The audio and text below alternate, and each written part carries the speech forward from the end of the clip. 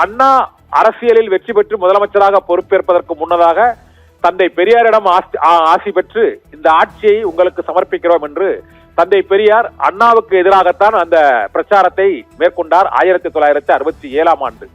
இப்போது திமுக ஆட்சியை அகற்ற வேண்டும், குடும்ப அரசியலை ஒழிப்போம் என்று முழக்கமிட்டு ஆட்சியை அகற்றியதுடன் ஆட்சி பொறுப்பும் ஏற்றிருக்கிற முதலமைச்சர் விஜய் இன்று அரசியலுக்கு அப்பாற்பட்டு நட்பு மற்றும் மரியாதை அடிப்படையில் ஒரு முன்னாள் அரசியல் தலைவரை, மூத்த தலைவரை, களத்தில் பல்வேறு தழும்புகளை ஏற்று ஒரு மாபெரும் இயக்கத்தை வழிநடத்தி கொண்டிருக்கக்கூடிய திராவிட இயக்கத்தின் மூத்த தலைவரான தந்தை பெரியார் அண்ணா கலைஞர் வழியில் அவரை அவருடைய தொண்டர்கள் போற்றிக் கொண்டிருக்கக்கூடிய சூழ்நிலையில் இன்று முதலமைச்சராக பொறுப்பேற்றிருந்தாலும் விஜய் அவரிடமும் ஆசியும் வாழ்த்தும் பெறும். அரசியலில் எதிரியாக இருந்தாலும் நாம் தமிழ்நாட்டில் அரசியல் ரீதியாக மற்றும் உறவு நட்பு ரீதியாக நாம் அந்த மரியாதையையும் நாகரிகத்தையும் கடைபிடிக்க வேண்டும் என்பதை உணர்த்தும் வகையில் முதலமைச்சர் விஜயின் இந்த நடவடிக்கை செயல்பாடு அனைத்து தரப்பினரிடமும் ஒரு பாராட்டுதலை பெற்றிருக்கிறது.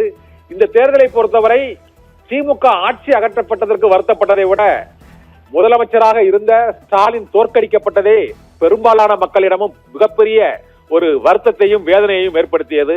அந்த வேதனைக்கு ஒரு ஆறுதலாக முதலமைச்சராக பொறுப்பேற்ற விஜய் இன்று அவரை நேரில் சென்று சந்தித்திருப்பது அது திமுக தொண்டர்களையும் சற்று அமைதிப்படுத்தும். பொதுவான மற்ற மக்களிடையும் அது ஒரு அமைதியான ஒரு அரசியல் சூழ்நிலையை ஏற்படுத்துவதற்கு இந்த சந்திப்பும் மற்றும் இந்த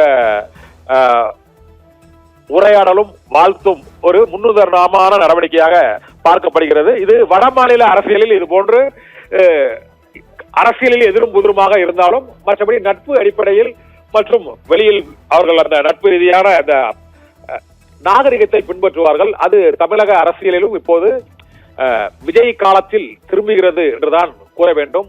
சமூக வலைத்தளங்களின் மூலமாக இளைஞர்கள் மற்றும் இளம் பெண்கள் ஜென்சி தலைமுறையினால் ஒரு புதிய அரசியல் மாற்றத்தில் இதுவும் ஒரு வகை சிறப்பான மாற்றமாக கருதப்படுகிறது. வழக்கமாக இரண்டு கட்சிகள் வெற்றியும் தோல்வியும் பெற்றுக் கொண்டால் அவர்கள் தேர்தல் களத்தில் மட்டுமல்ல பொது தளத்திலும் அவர்களிடையே அநாகரிகமான வசைமாறி பொழிவுகள் மற்றும் ஒருவரை ஒருவர் வசைமாறி பொழிந்து கொள்வது, தாக்கிக் கொள்வது போன்ற சம்பவங்கள் நிகழும். ஆனால் அந்த போக்கை கடைபிடிக்காமல் ஒரு அமைதியான சுமூகமான ஒரு அரசியல் வளர்ச்சியை நோக்கிய செயல்பாட்டை ஒரு நாகரிகமான செயல்பாட்டை முதலமைச்சர் விஜய் முன்னெடுத்திருக்கிறார் என்பதுதான் இந்த முதலமைச்சர் விஜயும் முன்னாள் முதலமைச்சர் மு.க. ஸ்டாலினும் சந்திப்பு தெரிகிறது.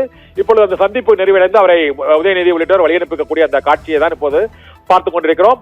முதலமைச்சர் விஜய் மு.க. ஸ்டாலினின் இல்லத்திற்கு தலைமைச் செயலகத்திலிருந்து நேரடியாக சென்று அங்கு வாழ்த்து பெற்ற அந்த காட்சியும் இப்போது முன்னாள் முதலமைச்சர் மு.க. ஸ்டாலினை சந்தித்துவிட்டு அவர் மீண்டும் பட்டினப்பாக்கம் இல்லம் நோக்கி திரும்பக்கூடிய அந்த காட்சியை பார்த்துக் கொண்டிருக்கிறோம். ஆழ்வார்பேட்டை இல்லத்தில் மரியாதை நிமித்தமாக இந்த சந்திப்பு நிகழ்ந்திருக்கிறது. இது அரசியல் ரீதியாக ஒரு நல்ல சிறந்த ஒரு முன்னுதாரணமாக கருதப்படுகிறது, ஒரு நாகரிகமான முன்னுதாரணம்.